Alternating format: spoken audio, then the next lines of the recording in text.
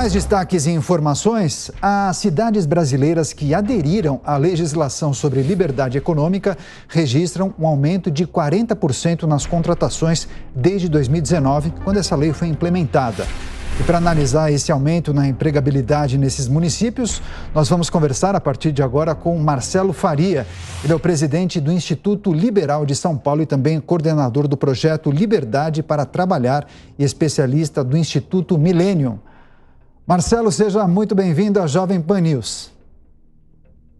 Boa tarde a todos. Vamos falar um pouco sobre a Lei de Liberdade Econômica e o impacto positivo que ela trouxe para as cidades brasileiras que implantaram. Com certeza. Então, para a gente elucidar algumas dúvidas para a nossa audiência, eu queria que você explicasse no que consiste essa legislação da liberdade econômica e qual o objetivo que ela foi sancionada no Congresso há 3 anos, né? E que balanço é possível fazer desse período? Exato. A lei foi sancionada há exatamente 3 anos e 1 mês. Em 2019, foi uma das primeiras leis do governo Bolsonaro relativas à liberdade econômica, feita justamente para aumentar a liberdade econômica no Brasil. Foi o primeiro passo. O Brasil está muito mal nos rankings de liberdade econômica ainda, mesmo com a lei avançou nesse sentido, mas tem muitas reformas que precisam ser feitas, e essa lei foi feita para, primeiro, inverter aquela correlação de forças que normalmente tem o empreendedor com o Estado. Então, sempre ficou aquela coisa do Estado ter mais poder do que o empreendedor, e a lei tenta inverter isso um pouco, permitir que o empreendedor tenha livre iniciativa e possa empreender com maior liberdade.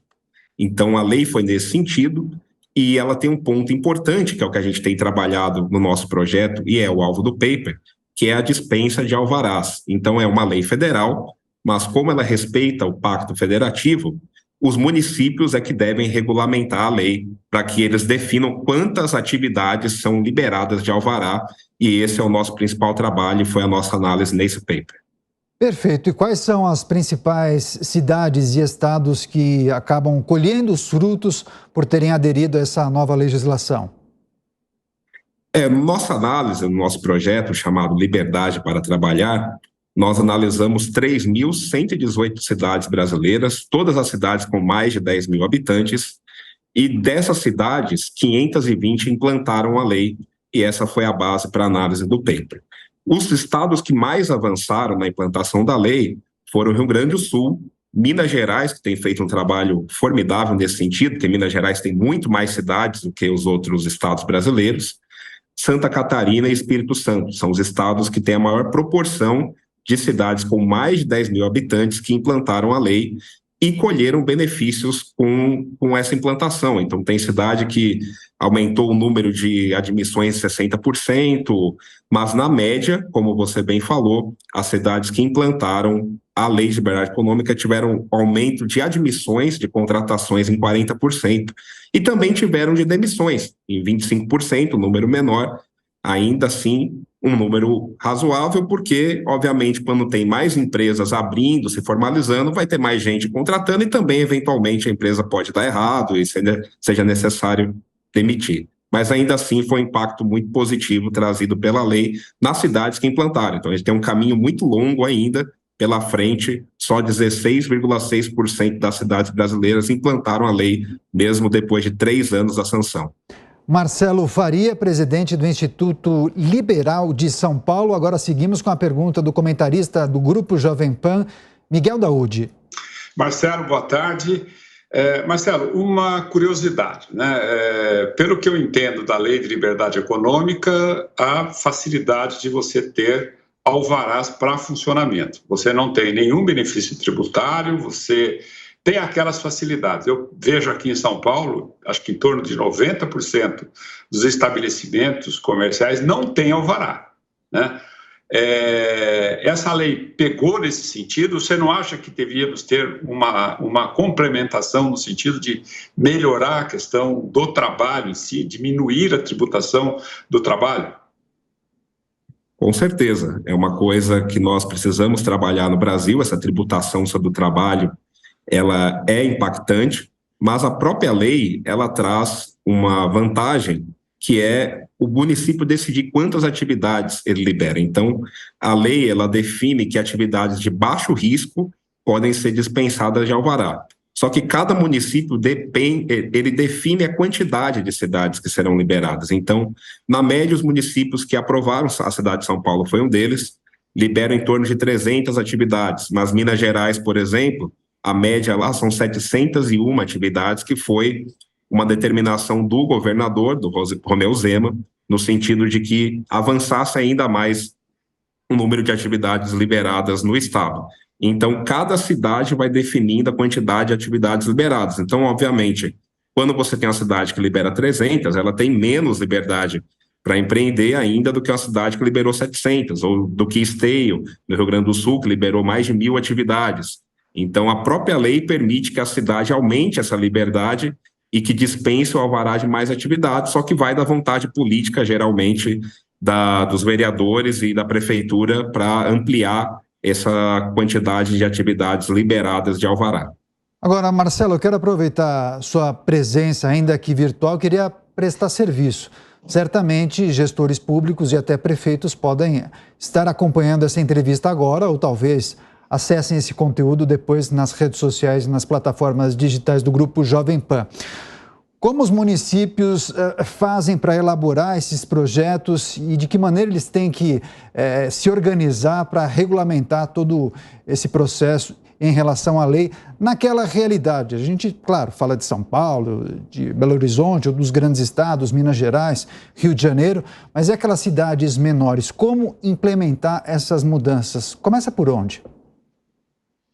Então, o gestor interessado ou vereador pode acessar o nosso site do projeto, que é o liberdadeparatrabalhar.com.br, e lá ele já tem o modelo, tanto de decreto quanto de projeto de lei, que a cidade tem esses dois caminhos que ela pode implantar a lei, e a partir dali ela pode implantar por meio de decreto ou fornecer um projeto de lei à Câmara de Vereadores e daí ser sancionado. E nós podemos ajudar nesse processo, nós conversamos com mais de 200 cidades já, para auxiliar gratuitamente, não tem custo nenhum para a cidade, na implantação da lei de liberdade econômica ou do decreto nessas cidades. Algumas cidades que conversaram com a gente ou com os nossos parceiros já implantaram, caso de Anápolis, Joinville, Nova Friburgo e algumas outras cidades, e a gente tem conversado. Boa Vista, capital de estado, também implantou a lei, aliás, parabéns para o secretário que implantou a lei rapidamente, e outras cidades têm conversado com a gente para avançar nesse sentido de implantar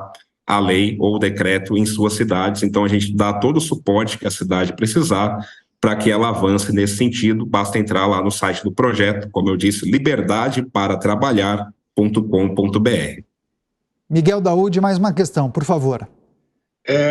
A minha pergunta agora está centrada na seguinte posição. Hoje, quando nós temos a liberdade, né, para você abrir um negócio, fazer alguma atividade, você propicia que mais atividades sejam exercidas. E a gente sabe hoje que 50%, em torno de 50% da nossa economia está na informalidade. E quanto mais informalidade a gente tem, menos impostos, mais benefícios você tem que dar. Até que ponto a lei de liberdade econômica está ajudando nesse aspecto, a diminuição da informalidade? Nós temos dados, a princípio preliminares do Ministério da Economia, mostrando que houve um aumento da quantidade de empresas abertas no Brasil nesse último período, apesar da pandemia.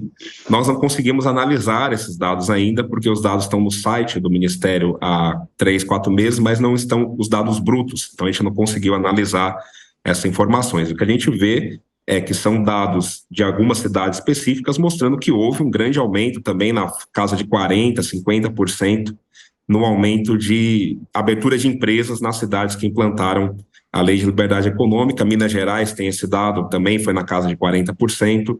Então, as cidades que dão mais liberdade para o empreendedor fazer a sua atividade econômica, ser dispensado de alvará, normalmente apresentam um aumento na abertura de empresas. Como você bem falou, uma parte vem justamente da informalidade. São pessoas normalmente com menor poder aquisitivo, que têm muito medo de, às vezes, demandar um alvará, pegar uma multa, e aí preferem ficar totalmente na informalidade, mas que acabam se formalizando, estão abrindo a sua empresa, seu CNPJ, com a dispensa de alvará, então já fica tranquilo que não vai precisar de um alvará, e aí aumenta a empregabilidade na cidade, aumenta o número de empresas abertas na cidade. Agora, Marcelo, o mercado é muito dinâmico, né? As novas tecnologias tornaram as relações muito rápidas e ágeis. E hoje em dia não parece fazer muito sentido ficar refém daqueles processos demorados e burocráticos que muitas vezes acontecem com alguns órgãos públicos. O que ainda falta quando a gente olha para os países de primeiro mundo, é preciso fazer mais ajustes na legislação, na sua avaliação? Sim, a gente tem um trabalho bem grande pela frente na legislação brasileira, nos 3 níveis, no federal, no estadual e no municipal, para avançar ainda mais a liberdade econômica no Brasil. Um problema que normalmente tem em algumas cidades, inclusive algumas que nós já conversamos, é a questão do Código de Obras. O Código de Obras das cidades normalmente é emaranhado de normas também que atrapalha tanto a atividade empreendedora como a própria atividade residencial, das pessoas morarem, terem sua casa construída regularmente. Então, questão de regularização fundiária, é que inclusive o governo Bolsonaro avançou bem nos últimos anos na questão de regularização fundiária, também é importante, né? Mas modernizar a lei para tornar mais fácil a regularização fundiária cada vez mais, modernizar a lei para tornar cada vez mais fácil a abertura de empresas. Então, há uma série de reformas que o Brasil precisa fazer e, como vocês estavam aí discutindo a questão da eleitoral, inevitável nesse período, né? Obviamente que a candidatura aí do Luiz Inácio é certamente um retrocesso nesse sentido, porque o que ele prevê é menos liberdade econômica, isso sempre foi a bandeira do PT, reduzir a liberdade econômica, aumentar a burocracia, aumentar a exigência, aumentar impostos. Então, obviamente que a questão eleitoral também vai afetar nessas reformas nos próximos anos, dependendo de quem for eleito presidente. Perfeito. Para fechar, a última questão de Miguel Daúde. Por favor, Daúde. Já que você colocou nesse modelo de Estado, que muitas vezes complica a vida do país, existe talvez aí alguma proposta de mudar a reforma trabalhista? Você acha isso bom? Não, é péssimo. A CLT brasileira é uma legislação bastante antiga, tudo bem que ela teve reformas nos últimos anos, mas retroceder nesse sentido, como propõe o candidato Luiz Inácio, seria péssimo para o país. Então, quando o empreendedor tem mais liberdade, inclusive trabalhista para contratar e para demitir também, porque se ele tem liberdade para contratar, ele tem que ter liberdade para demitir, é o que permite o dinamismo da economia e das empresas, ele gera mais empregos e isso é bom para todo mundo.